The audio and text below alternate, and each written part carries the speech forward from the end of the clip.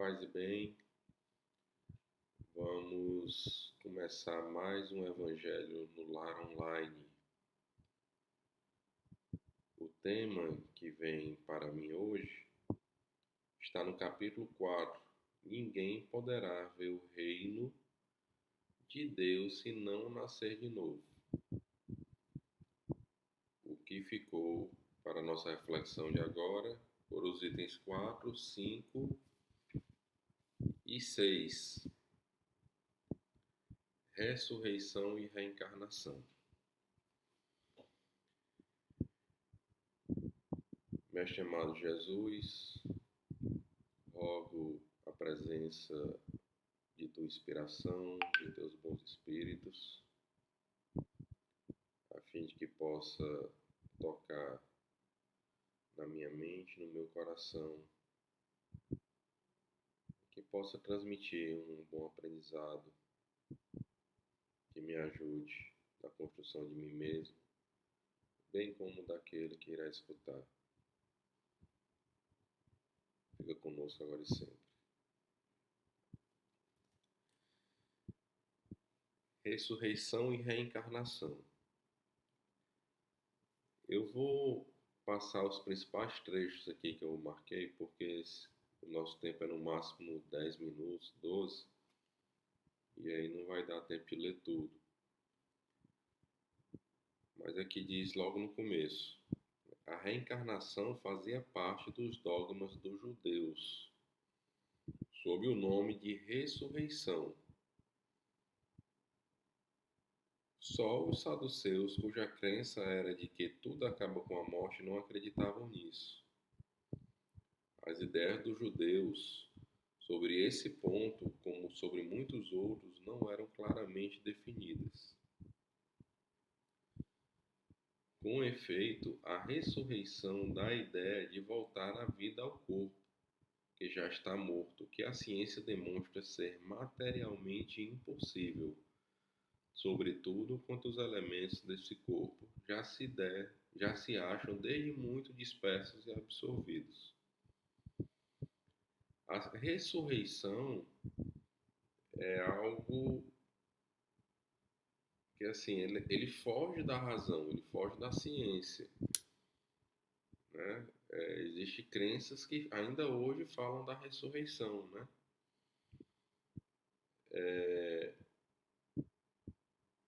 Em respeito a todas, mas no meu entendimento eu não consigo assimilar isso. E a leitura aqui está falando isso, né? Porque com o tempo o corpo ele se dissolve, né? Ele deixa de existir, o cérebro, a água que está no corpo, ele vai embora. Ele não tem como o espírito, né? O corpo ressuscitar e ter uma vida normal, né? Isso não é inconcebível na nossa cabeça. Aí ele fala aqui: a reencarnação é a volta da alma ou espírito à vida corpórea, mas em outro corpo especialmente formado para ele, e que nada tem em comum com o antigo. A palavra ressurreição podia assim aplicar-se a Lázaro, né? Quando Jesus foi lá no Lázaro e fez a ressurreição, o corpo dele ainda estava íntegro. Agora, aí ele diz, segundo a crença deles, João Batista, se por enquanto, segundo a crença, mas não a Elias, nem aos outros profetas.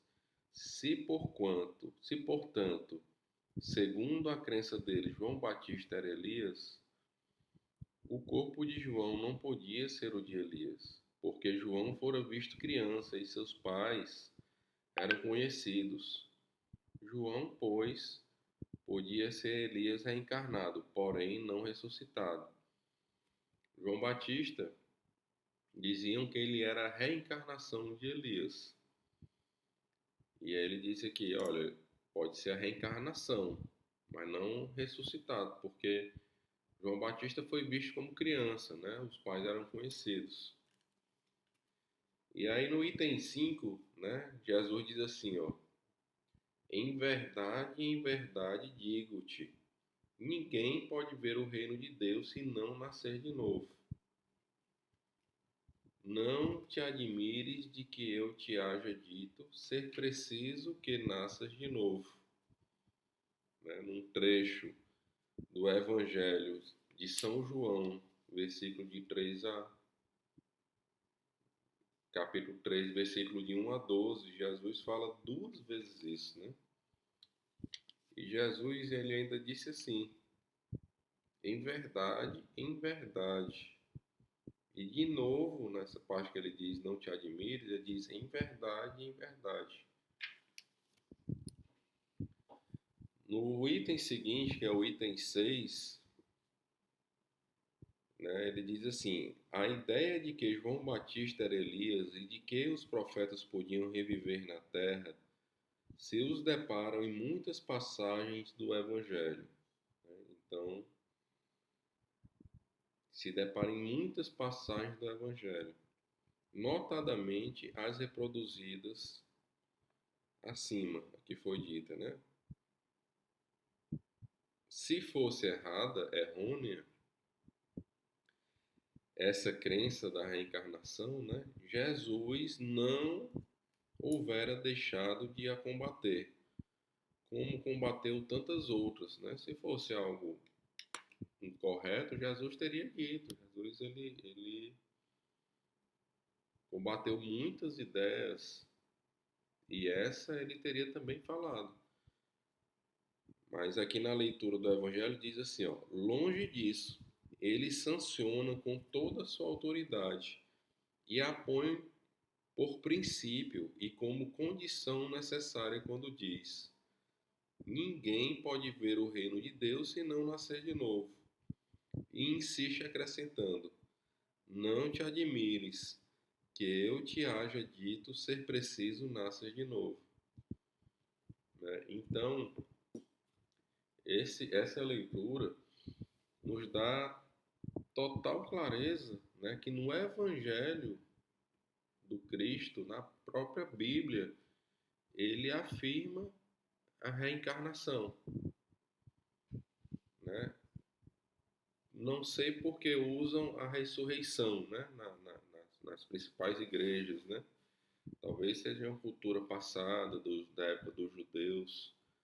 Né? Mas hoje a gente vê logicamente que faz muito mais sentido a questão da reencarnação. Eu confesso que eu demorei um tempo, muito tempo, para poder isso cair a ficha, né? Como eu já disse no passado, eu era ateu. E para mim estava excelente saber que eu sou eterno. Ter a certeza que eu sou eterno, para mim estava ótimo, não precisava de mais nada. Se eu vou passar lá e vou fazer tocar harpa, se eu vou dormir, se eu vou virar anjo, se eu vou trabalhar, se eu vou. Para mim realmente não importava. Para mim o que importava é se eu continuava vivo, se Jesus estava vivo. Mas depois, refletindo mais profundamente, a reencarnação ela faz muito sentido, porque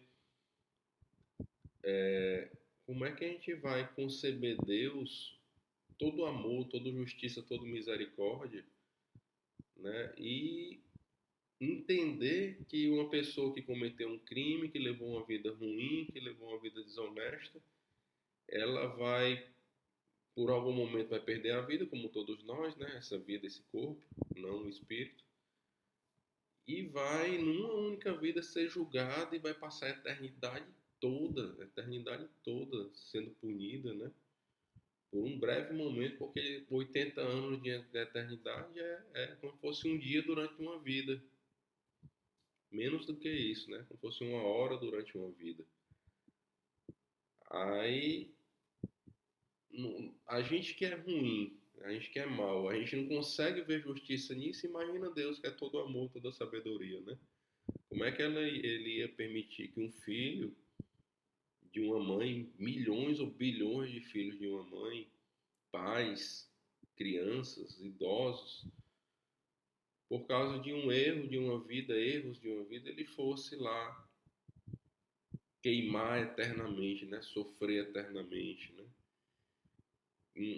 também fica uma coisa assim duvidosa na cabeça. A reencarnação, ela põe justiça, ela fica uma coisa assim mais clara de justiça, porque a gente tem uma nova oportunidade de recomeçar e trabalhar as nossas falhas, né? E trabalhar os nossos erros e buscar é, aprender um pouco mais e buscar trabalhar um pouco mais e buscar servir Jesus um pouco mais e buscar trabalhar a caridade um pouco mais.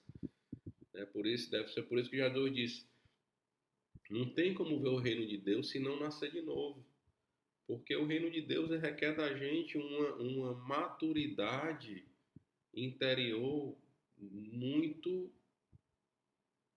importante, muito trabalhada, né? Muito vivida. E não tem como a gente, numa vida só, a gente conquistar a nós mesmos, né? Conquistar tudo aquilo que Deus quer tem a nos oferecer de amor, de humildade, de olhar o próximo que está dormindo no chão ou que seja em qualquer canto, como irmão e querer amparar.